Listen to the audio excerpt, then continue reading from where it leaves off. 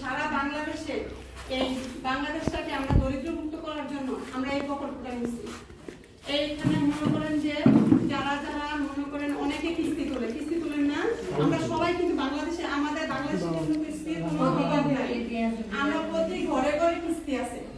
আমরা এই বাংলাদেশ থেকে সুদ বাহিরে এগুলা কিন্তু আমাদের এই সংস্থা কিন্তু বাংলাদেশের না, এগুলা সব বাহিরে। তারা আমাদের বাংলাদেশ থেকে এই আমাদের কাছ থেকে এই যত টাকা আছে সুদের সব কিন্তু তারা বাহিরের রাষ্ট্রের টাকা নিতেছে। তারা ধনী হইতেছে। আমরা বাংলাদেশ কিন্তু গরিবই রয়ে গেছে, আমরা গরিবই আছি, আমরা কিন্তু এখনো কেউ মাথা তুলে দাঁড়াতে পারি না। তাই আমরা সারা বাংলাদেশকে দরিদ্র মুক্ত করার জন্য এই প্রকল্পটা নিচ্ছি। আমরা 1 লক্ষ থেকে 1 কোটি